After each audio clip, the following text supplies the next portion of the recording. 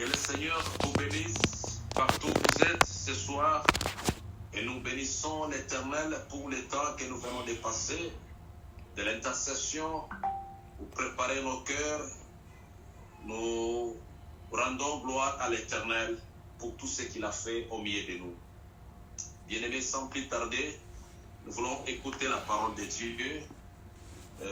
Si notre Père n'est pas là, le pasteur Jonathan s'il n'est pas là, nous allons inviter Maman Michou. Si elle est présente, elle va prendre la place pour nous introduire le pasteur qui va nous parler ce soir. Je ne sais pas si Maman est là.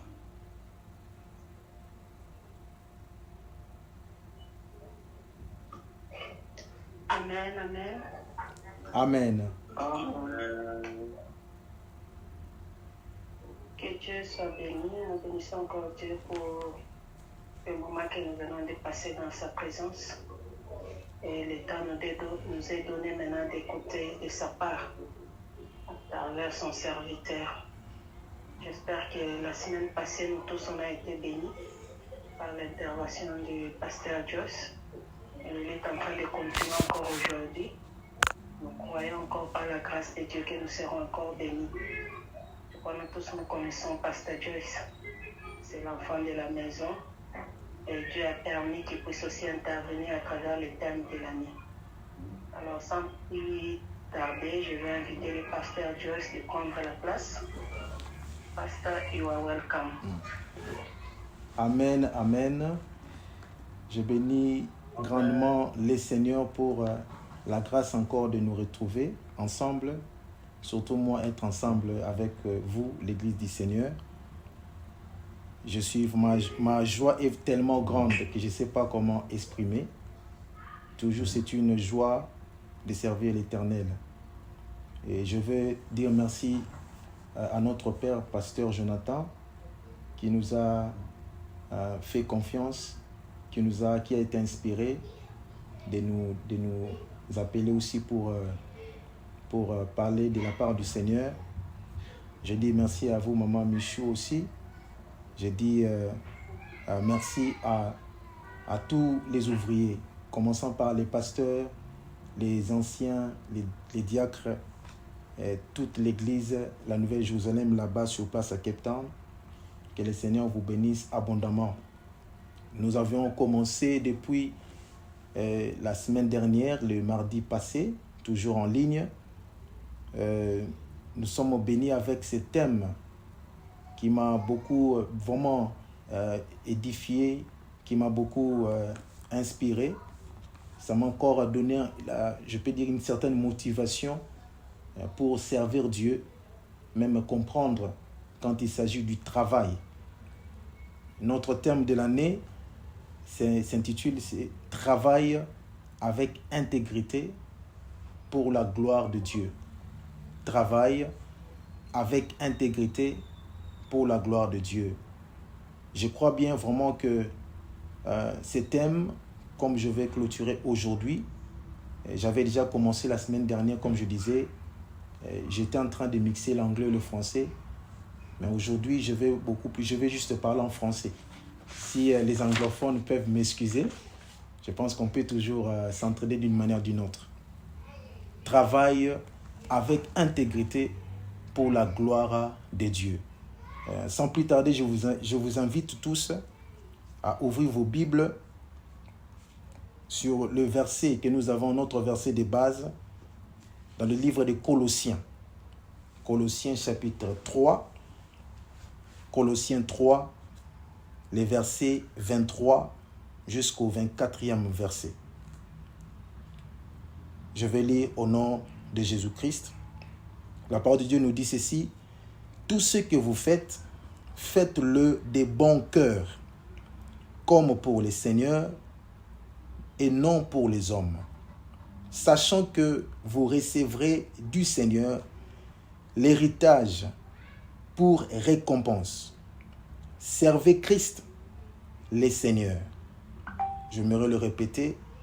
Tout ce que vous faites, faites-le de bon cœur, comme pour les seigneurs et non pour des hommes. 24, sachant que vous recevrez du Seigneur l'héritage pour récompense, servez Christ les seigneurs. Je vais aussi lire le même verset qu'on a lu la fois dernière. C'est un verset que nous connaissons tous. Osée chapitre 4, le verset 6.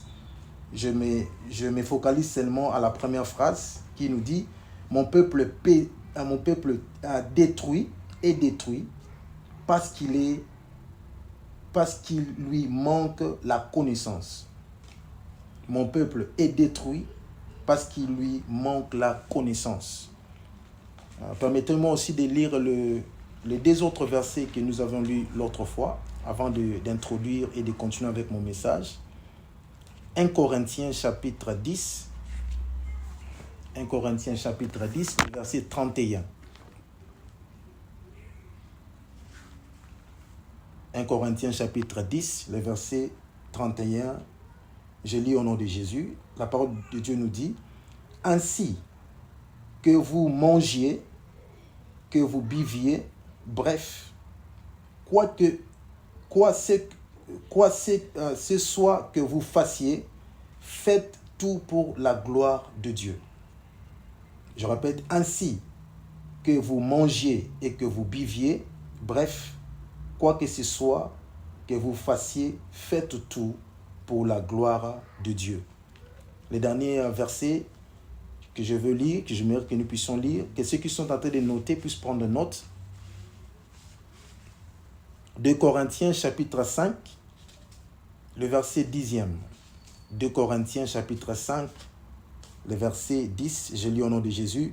« Car nous aurons tous à comparaître devant le tribunal de Christ, et chacun recevra ce qui lui revient selon les actes, bons ou mauvais, qu'il aura accomplis par son corps. » Amen, amen. Que le Seigneur vous bénisse. Dans notre verset de base, c'est un verset qui nous plonge d'entrer qui nous amène vraiment dans le vif de notre thème, qui est travail avec intégrité pour la gloire de Dieu. Ces versets de base nous parlent clairement de la manière que nous devons percevoir ou comprendre le mot travail. La manière que nous devons percevoir ou comprendre le mot travail. Le travail selon Dieu, bien sûr. L'apôtre Paul exhortait aux Colossiens d'avoir un bon cœur quand il s'agissait de travail. Il les exhortait. Il dit, dans tout ce que vous faites, faites-le de tout votre cœur. Donc, il devrait se donner. Il ne devrait pas seulement faire les choses comme tout le monde, comme les païens qui ne connaissent pas Dieu. Il devrait faire tout de bon cœur. Il devrait faire tout. Ça, c'est ce que l'apôtre Paul est en train de recommander, de demander aux Colossiens. Maintenant, la question est de savoir pourquoi il leur recommandait de la sorte. Pourquoi l'apôtre Paul est en train de recommander aux Colossiens, vous devez travailler, mais dans tout ce que vous faites, faites-le de bon cœur. C'est parce que travailler fait partie de servir Dieu, ou je dirais de rendre service à Dieu. Travailler. Il nous arrive, nous qui sommes, je peux donner l'exemple des parents. Aujourd'hui, je suis parent. Et nous qui travaillons, ou ceux qui partent à l'université, ceux qui travaillent, peut-être vous êtes maman, vous prenez soin de vos enfants de différentes manières. Peut-être vous n'avez jamais eu cette révélation, ou bien vous n'avez jamais compris combien c'était important au devant de notre Dieu, qui nous veut que dans tout ce que nous faisons, là où je mets des efforts, où je fais quelque chose, je dois faire cela avec tout mon cœur. Le cœur les bons cœurs là, Dieu vraiment le veut. Dieu veut que dans tout ce que je suis en train de faire, d'entreprendre, que je puisse me donner à 100%, que je fasse cela avec mon cœur. Je cherchais à comprendre que lorsqu'on parle des bons cœurs, ça veut dire quoi? Littéralement, travailler des bons cœurs, ça veut dire c'est travailler de toute son âme, comme j'ai parlé l'autre fois. Travailler de toute son âme. Il faut que mon âme soit là dans ce que je fais. Il faut que mon âme soit là. Il faut que toutes mes pensées vraiment soient emportées dans tout ce que je suis en train de faire. Même si je prenais soin de mon enfant ou bien je l'aidais avec les devoirs, il faut que je m'y mette parce que c'est ça la parole de Dieu. Ça veut dire aussi,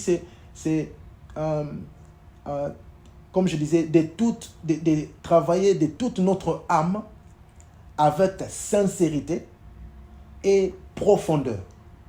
Avec sincérité et profondeur. Là, j'essaie de nous faire comprendre, lorsqu'on parle des bons cœurs, ça veut dire quoi? C'est travailler avec sincérité et profondeur. Non simplement pour les apparences, mais en étant sincère et profond. Donc, quelqu'un qui s'y met complètement, il s'y met complètement. Donc, je suis là, présentement, dans ce que je suis en train de faire.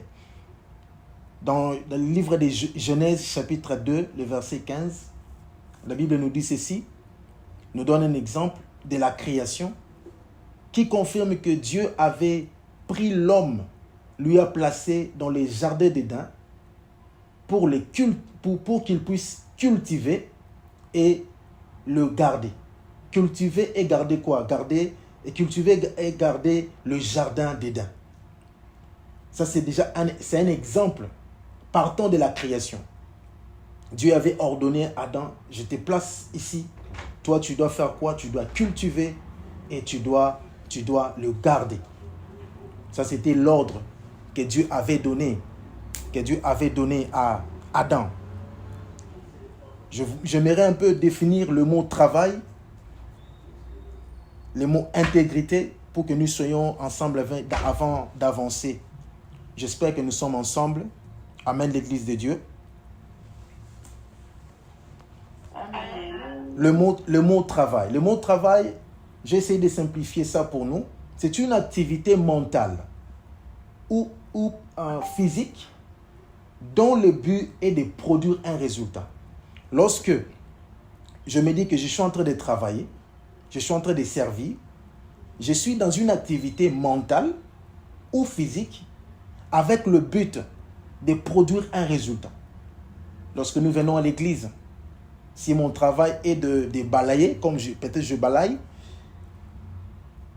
je suis dans une activité. Et dans cette activité-là, il y a quelque chose qui est poursuivi. Il y a un but qui est poursuivi. C'est de produire un résultat. Par exemple, comme je disais, je suis en train de... Moi, je balaye l'église. Les résultats seraient que l'église soit propre afin que les cultes se passent bien, que tout le monde soit à l'aise. Le travail, c'est une activité mentale ou physique dont le but est de produire un résultat. Lorsqu'on parle de l'intégrité, l'autre fois aussi j'ai touché à ces points, mais j'avais parlé en anglais. Aujourd'hui, je parle ça en français. L'intégrité, ça veut dire c'est la qualité d'être honnête et avoir une haute moralité. Ce mot est très important pour nous. Je répète, l'intégrité, c'est la qualité d'être honnête et avoir une haute moralité. J'espère que nous sommes ensemble, l'Église du Seigneur. Selon les thèmes que le Seigneur nous a donnés, Dieu nous appelle à travailler avec intégrité pour sa gloire. À travailler dans son œuvre, à les servir pour sa gloire. Et il y a cette expression qui nous intéresse, travailler pour la gloire de Dieu. Qu'est-ce que ça veut dire de travailler pour la gloire de Dieu?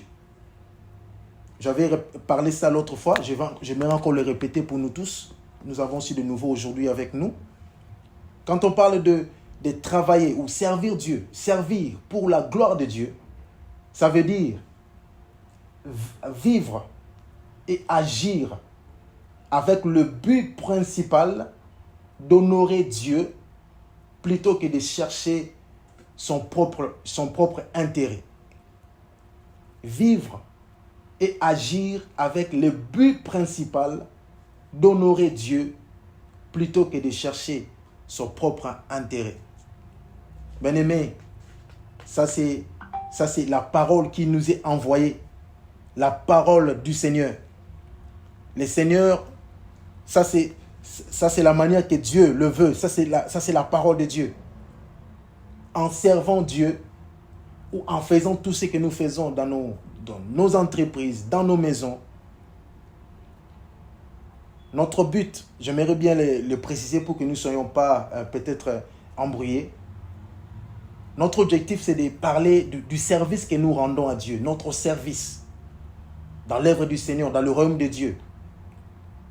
Maintenant, quand il s'agit comme on parle de servir pour la gloire de Dieu, ça veut dire réellement que lorsque nous venons servir l'Éternel, notre vision, notre perspective, notre manière de voir les choses devrait être que je viens servir Dieu et je ne suis pas venu ici pour voir quelqu'un. Je ne suis pas venu ici pour apparaître. Je ne suis pas venu ici pour les apparences. Je ne suis pas venu pour que mes enfants voient que c'est notre papa travaille, il sert Dieu. Notre papa est en train de chanter à l'église. Il est bénéfique à l'intercession. Il nous aide peut-être dans la musique. Lorsque nous venons servir l'Éternel dans sa maison, dans notre rôle à jouer, nous devrions travailler avec cette perspective principalement d'honorer Dieu. Chercher que Dieu soit glorifié au travers du service que nous lui rendons dans sa maison, dans son temple. Ou plutôt que de chercher notre propre intérêt. Si en toi ou en moi, je sens que des fois quand je viens servir Dieu, je sens comme si j'ai envie que les gens attirent un peu l'attention sur moi-même. J'ai envie que les gens puissent m'applaudir. J'ai envie que les gens puissent me dire que vraiment, Pasteur Joe, je vois que ça va. Je pense que tu fais un bon travail. Si dans ma tête, j'ai une telle réflexion, ça, ce n'est pas la parole de Dieu. Et j'aimerais décourager quelqu'un, si tu m'écoutes en ce moment, que peut-être dans ta manière de servir Dieu, dans ta manière même d'aider ta femme, tu fais les choses pour que les gens te voient. Dis-toi que tu n'as jamais cherché la gloire de Dieu, ou bien plutôt tu n'as jamais honoré Dieu. Tu n'as jamais fait ça pour sa gloire. Parce que c'est facile d'essayer de tromper vigilance ou bien les gens qui nous entourent. Mais au-dedans de nous, nous connaissons ce que nous cherchons. Nous connaissons nos motivations. Nous connaissons nos motivations. J'aimerais continuer avec mon message. Le point, j'ai au moins, je dirais, j'ai 2 points à nous présenter avant d'aller pour finir mon message. Ça, j'avais parlé de ça la semaine passée, mais j'aimerais encore rester là et puis ajouter ce que le Seigneur m'a donné pour ce soir. Le point 1, c'est ce que nous enseigne Colossiens chapitre 3, le verset 23 au verset 24. C'est ça notre verset de base. Les regards de Dieu, le premier, je peux dire les petits points dans ces grands points. Le regard de Dieu est sur tout ce que nous faisons. Il observe et prend note de nos travaux. Les regards de Dieu est sur tout ce que nous faisons. Il observe et prend note de tous nos travaux. Il peut y avoir peut-être, pendant que nous servons, pendant que nous faisons la volonté de Dieu, nous servons Dieu dans l'église, dans nos départements. Il y a des fois, il peut nous arriver peut-être par habitude. On se dit que, ah non, même si je faisais ceci, Dieu ne me voit pas, c'est bon, je peux toujours continuer. Je peux continuer, bon, c'est la vie, hein, on peut continuer. Mais laisse-moi te dire et laisse-moi vraiment épingler sur ce point. Les regards de Dieu est sur tout ce que nous faisons. Tout ce que tu fais, Dieu le regarde. Et il observe. Il prend note de tout ce que nous faisons pour lui.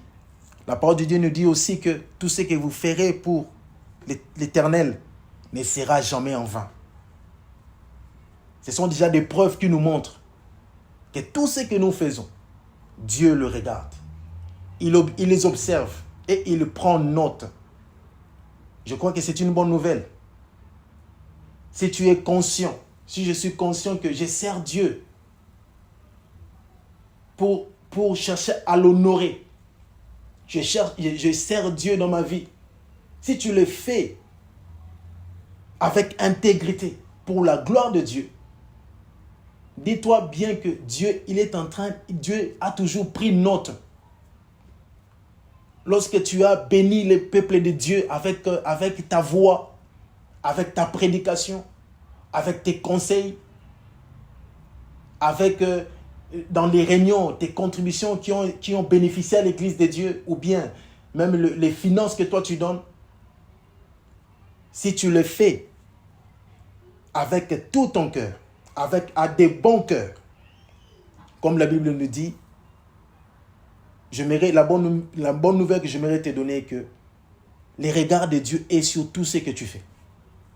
Dieu le regarde. Ne pense pas que Dieu a oublié. Il y a des choses peut-être il y a quelques années, tu as servi Dieu avec beaucoup de ferveur. Ne te dis jamais que Dieu a oublié cela. Ça, c'est une bonne nouvelle pour quelqu'un. Alléluia. Ne te dis jamais que Dieu a oublié ce que j'ai fait quelques années. Lorsque je l'ai reçu, je le crains, je marchais de telle manière, je dormais à l'église, je me sacrifiais pour l'Éternel. Ne te dis jamais que l'Éternel, peut-être l'Éternel aurait oublié cela. Non. La bonne nouvelle est que les regards de Dieu est sur tout ce que nous faisons. Il observe et prend note de tous nos travaux. J'aimerais nous inviter à lire dans les livres de Proverbes. Proverbes chapitre 5, le verset 21. Proverbes 5, le verset 21. Je vais lire.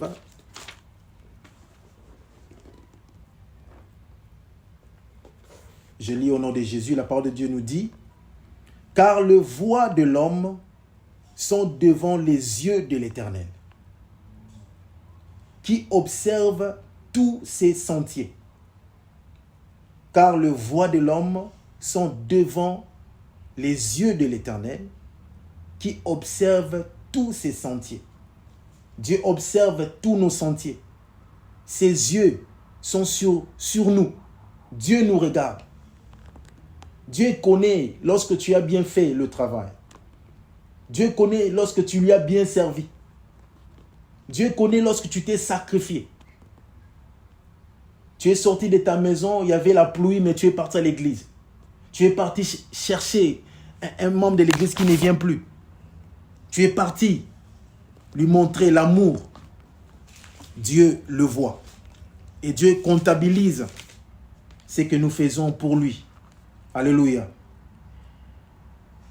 J'aimerais aussi lire ces versets.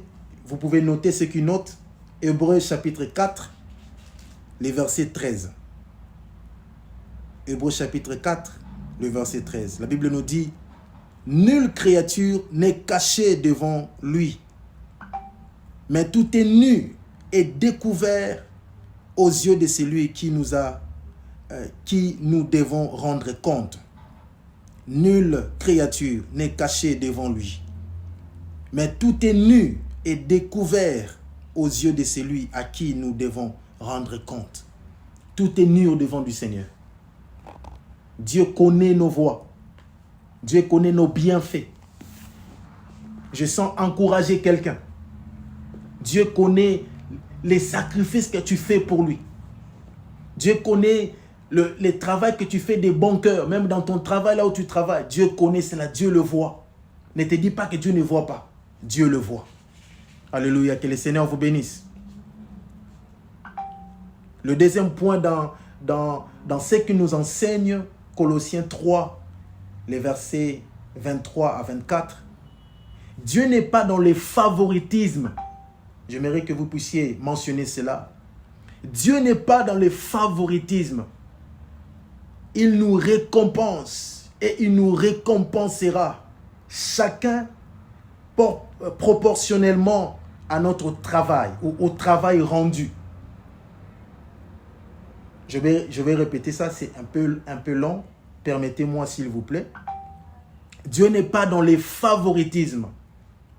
Il nous récompensera chacun proportionnellement à notre travail ou au travail rendu. Lorsque nous lisons Romains chapitre 12, Romains chapitre 12, le verset 11e nous parle de cela clairement.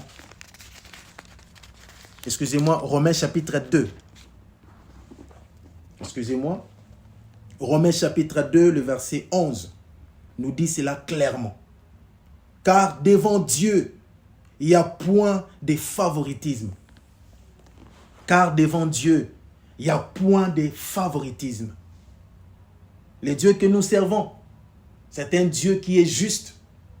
C'est un Dieu qui est fidèle.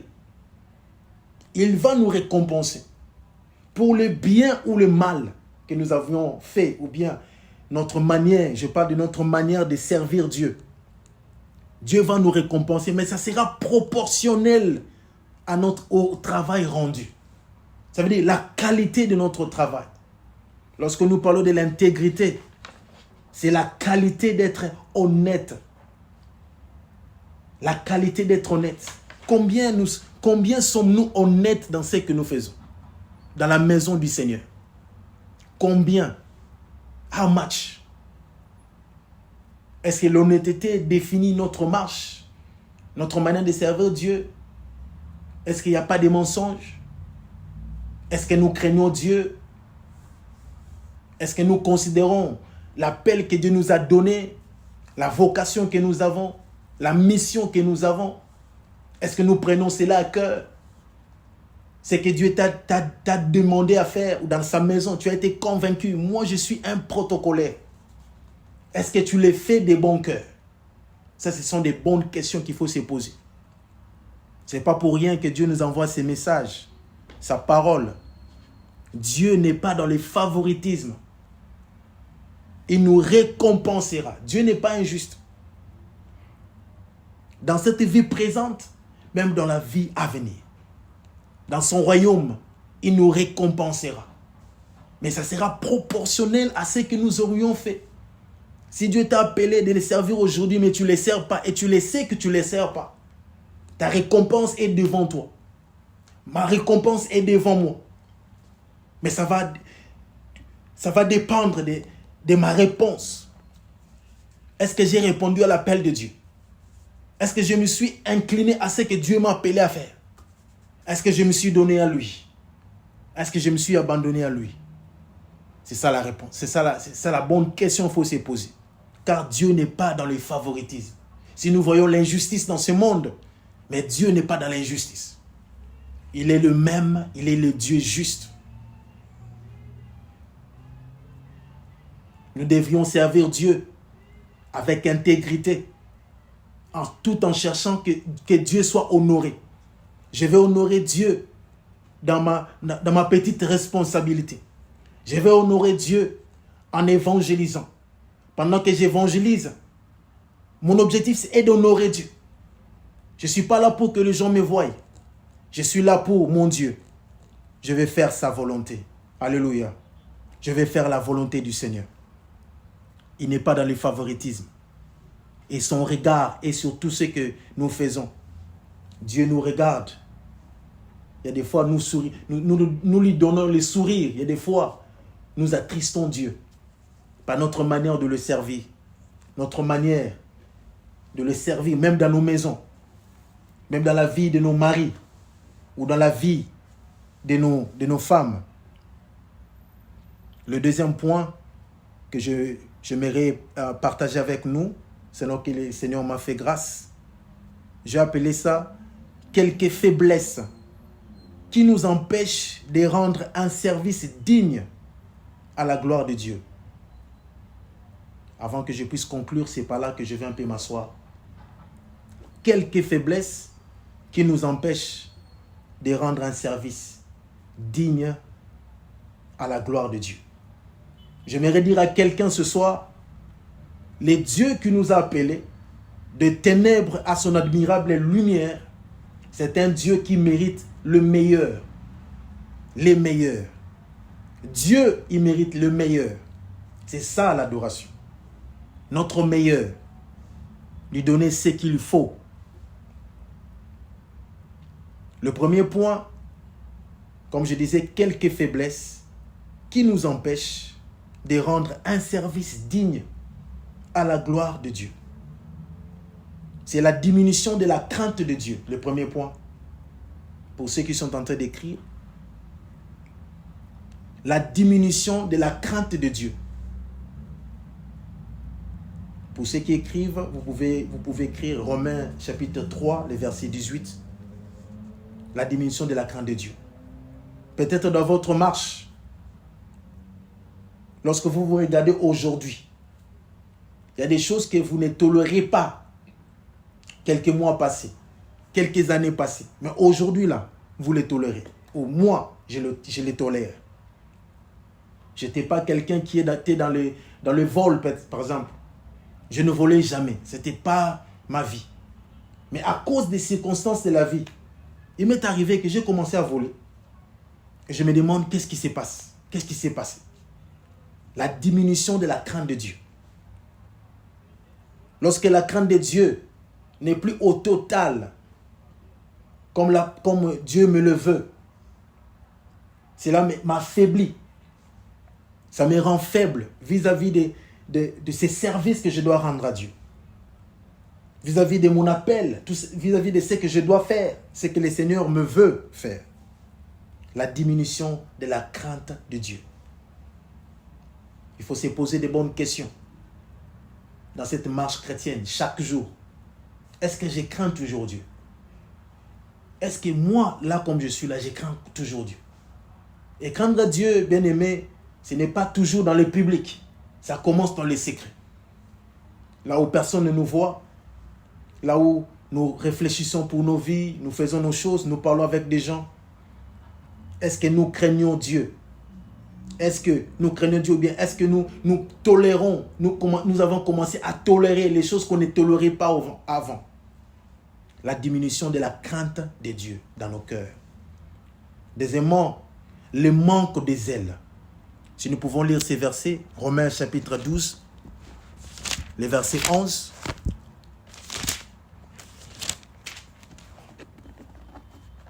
Romains chapitre 12, le verset 11, la Bible nous dit « Ayez du zèle et non de la paresse. Soyez fervents d'esprit, servez les seigneurs. » Ayez du zèle, c'est un ordre. Ayez du zèle et non de la paresse. Le Seigneur ne veut pas que nous vivions dans la paresse, dans son œuvre, dans notre manière de le servir, dans notre manière de donner. Ici, il dit, ayez du zèle. Ayez du zèle. Est-ce que moi et toi, nous avons toujours les ailes là? Nous avons toujours... Vous voyez, quand quelqu'un a les ailes, ce n'est pas quelqu'un qu'on pousse pour quelque chose. Je connais que je suis chanteur, je connais que je suis partenaire dans ce que je fais. Il y a déjà des responsabilités qui sont déjà établies. Je sais que je dois faire ceci.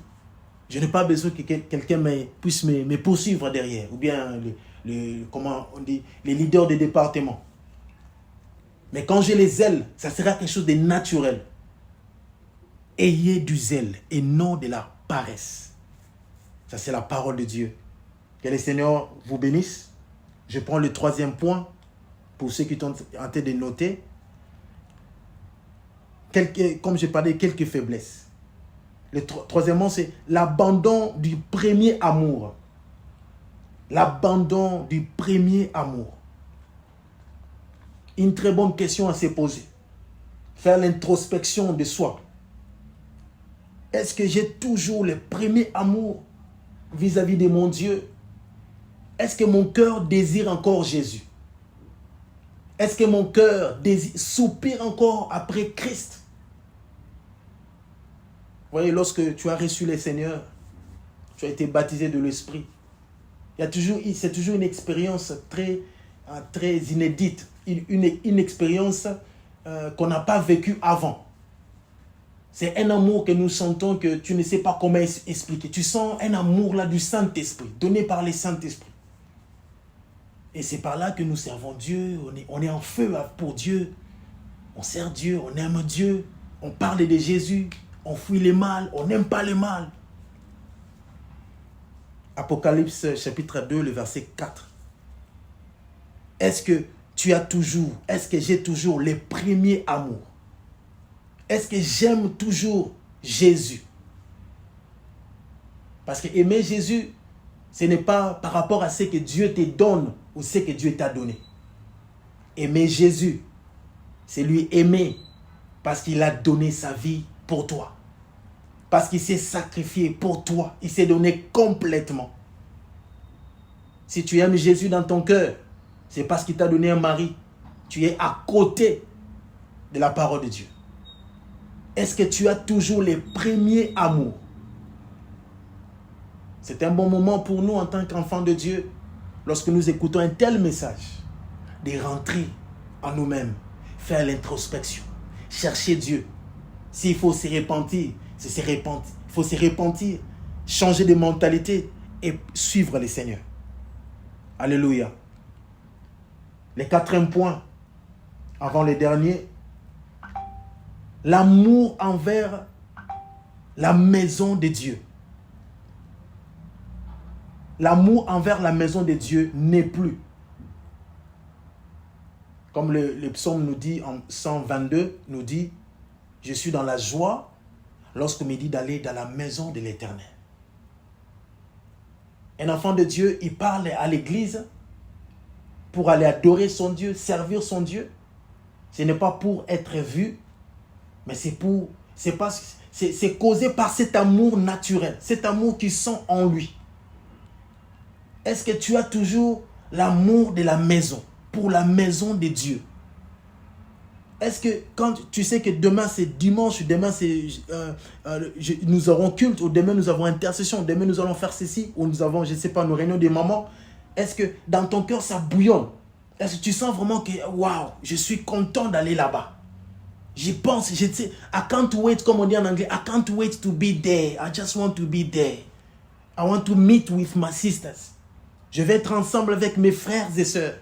Est-ce qu'en toi, est-ce qu'en moi, nous avons toujours ça? Une bonne question pour nous. Est-ce que nous avons toujours l'amour envers la maison de Dieu? Est-ce que nous aimons la maison de Dieu? Est-ce que ce qui se passe à l'église nous intéresse? Est-ce que l'évolution de l'œuvre de Dieu nous intéresse? Ou bien nous sommes beaucoup plus dans nos choses, nous sommes beaucoup plus dans ce qui nous intéresse, notre avenir, l'avenir de nos enfants, qui est une erreur. Ça, ce n'est pas la volonté de Dieu. L'amour pour Dieu devait être number one dans notre vie. L'amour d'abord pour Dieu. L'amour pour Dieu. Aimer Dieu d'abord, au-dessus de tout. Le dernier point, c'est le cinquième.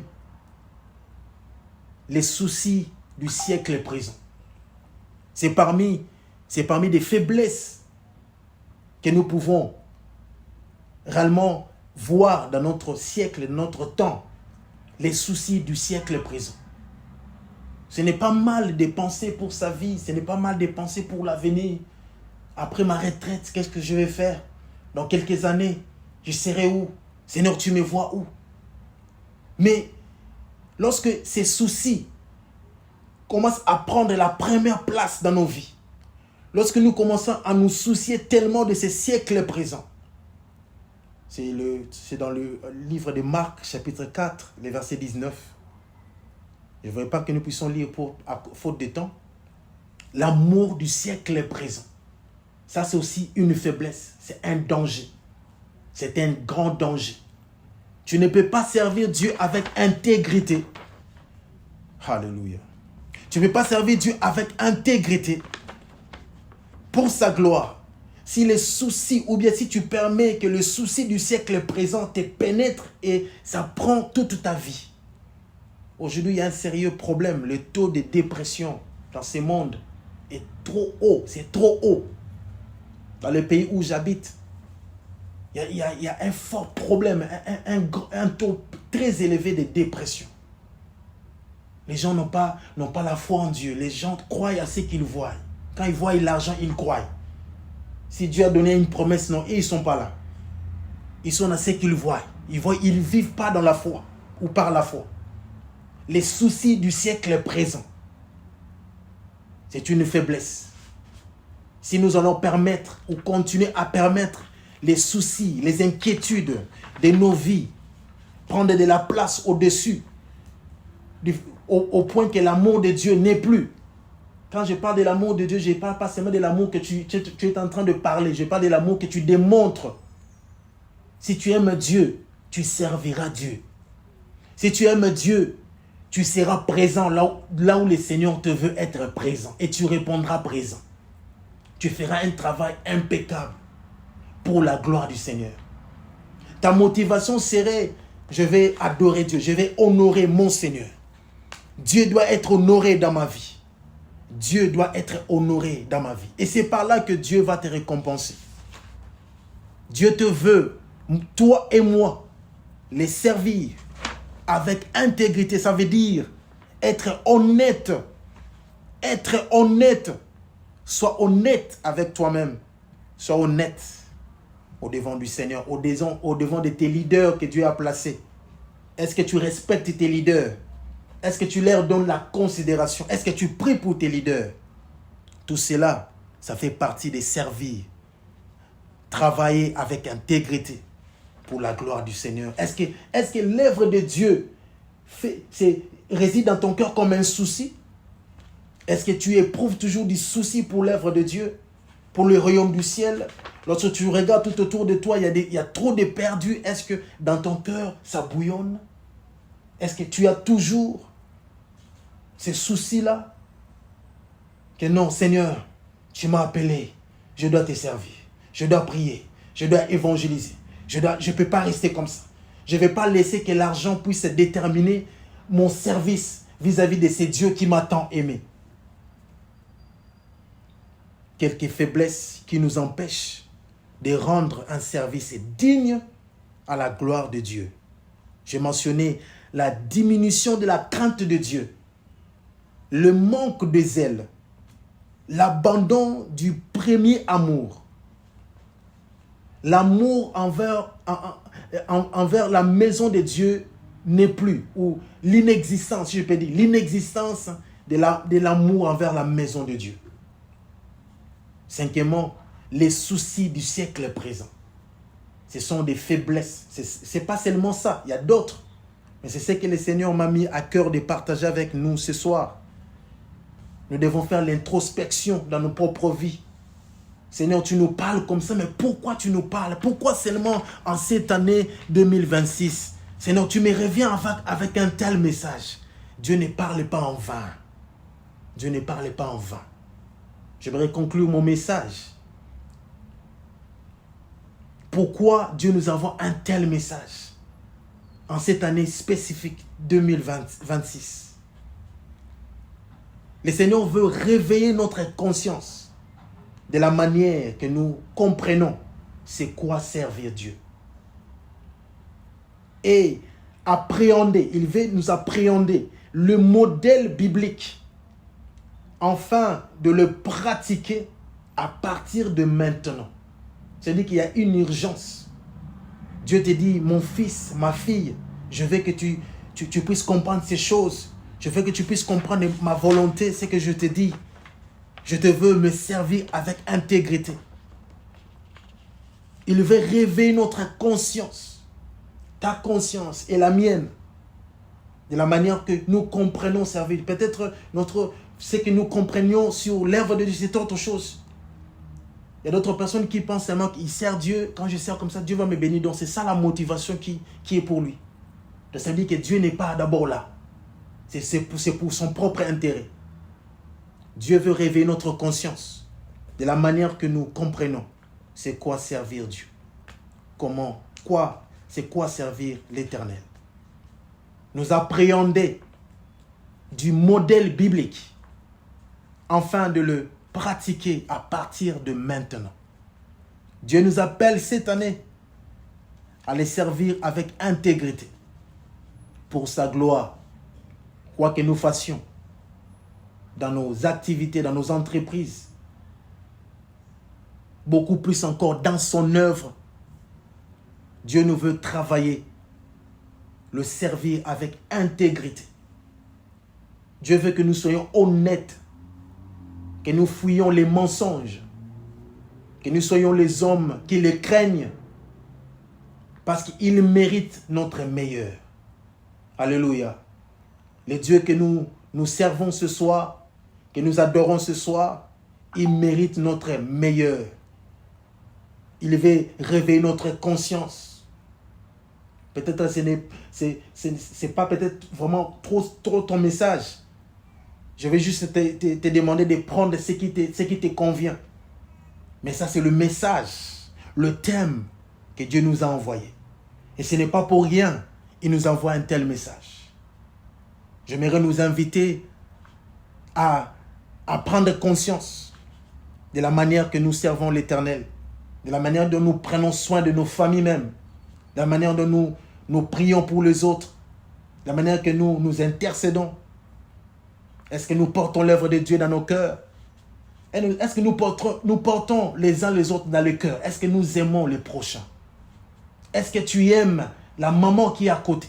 Est-ce que tu aimes le papa qui est à côté? Est-ce que tu l'aimes? Alléluia. Il nous veut le servir avec intégrité. Il veut le servir juste pour sa gloire, cherchant à l'honorer et lui seul. C'est ça les modèles bibliques. Le Seigneur nous appelle à commencer à les pratiquer, à se repentir s'il le faut. Prendre une nouvelle direction ce soir, à partir de ce soir. Dire que cette année soit une année différente pour moi. J'aimerais servir Dieu différemment. J'aimerais plaire à mon Dieu.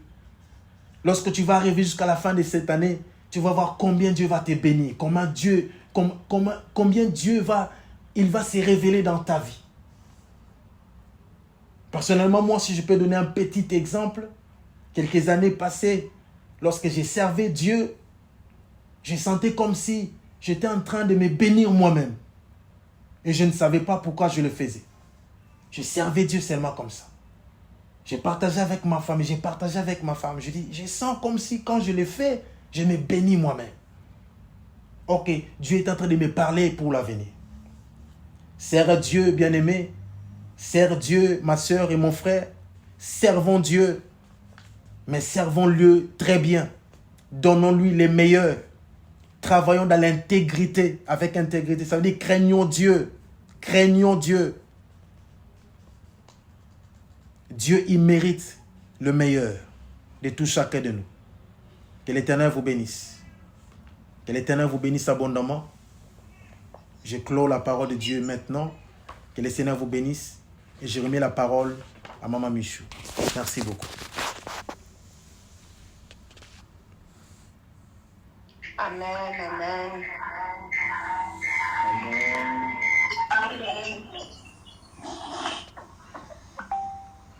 Est-ce que Dieu vraiment vous bénisse? Amen, amen. Nous sommes vraiment bénis encore ce soir. Que Dieu soit béni. Vraiment, je crois que Papa Jonathan est là. Je vais remettre la parole à Papa Jonathan pour clôturer notre programme de ce soir.